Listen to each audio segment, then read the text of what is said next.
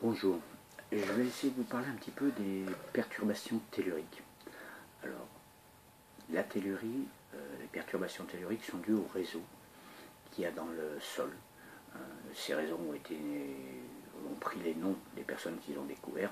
On a le réseau Hartmann, on a le réseau Curie, on a le réseau Huysmans, on a le réseau Piré. C'est un réseau qui est plutôt bien. Le réseau Piré, c'est le réseau Or, c'est un réseau un peu sacré. Si vous avez la chance de l'avoir qui passe au milieu de chez vous, eh ben, il y a une bonne énergie dans votre maison. Mais les réseaux peuvent apporter aussi du négatif, malheureusement. Les réseaux, de quoi ils sont faits? Ils sont faits des différents métaux qu'il y a dans le sol.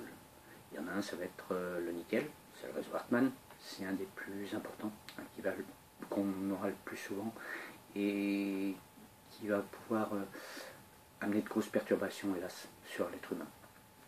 Et puis on a aussi le réseau Curie, c'est les deux qui sont les plus remarqués, les plus facilement trouvés, et c'est ceux qui sont le plus serrés, donc automatiquement on a plus de chances de les avoir.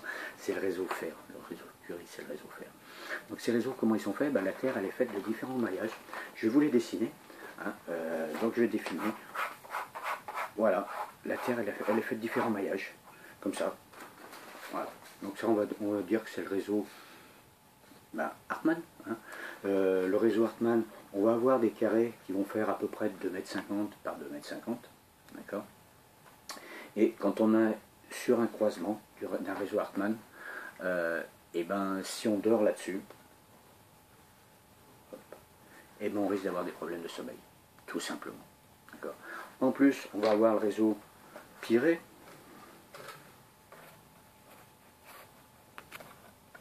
Ensuite, non pas le réseau Piré, on va avoir le réseau Curie.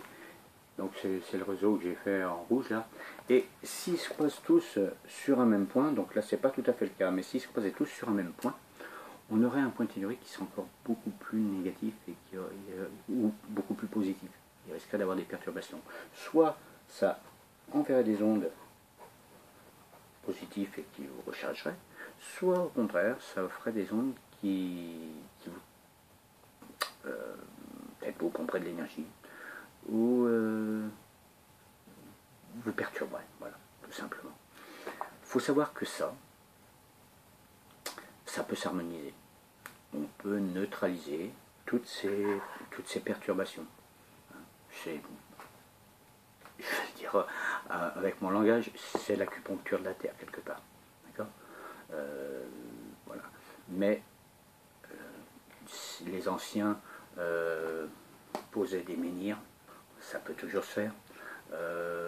Moi, une personne qui était venue rééquilibrer ma maison il y a quelques années, M. Georges Prat, lui travaillait avec des piquets, donc il posait des piquets dans certains points bien précis du terrain pour neutraliser les effets indésirables. Voilà.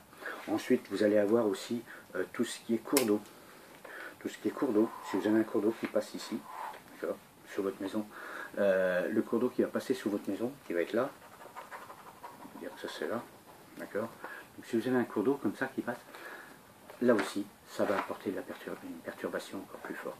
Un cours d'eau qui passe sous votre tête, sous votre lit, automatiquement, ça vous empêche de dormir. Alors, comment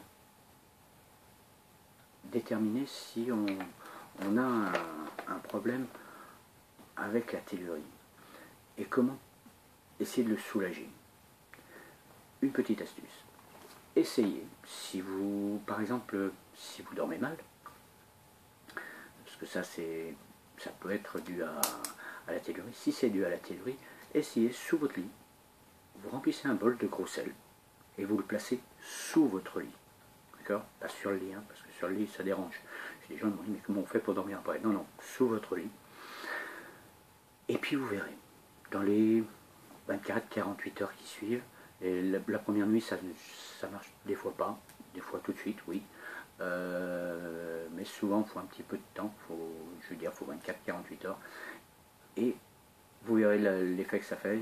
Généralement, ça va vous permettre de dormir un peu mieux. Si vous dormez mieux, grâce au sel qui est dessous,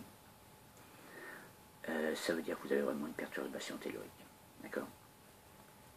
Et dans ce cas-là, faites passer un géobiologue pour pouvoir vous le corriger. Faites attention, vous le faites passer, parce que tous les géobiologues ne vont pas travailler pareil, et certains vont prendre des sommes astronomiques. Voilà. Et ça, c'est pas normal. Voilà. Pour ma part, du moins je pense. Ensuite, comment vous dire,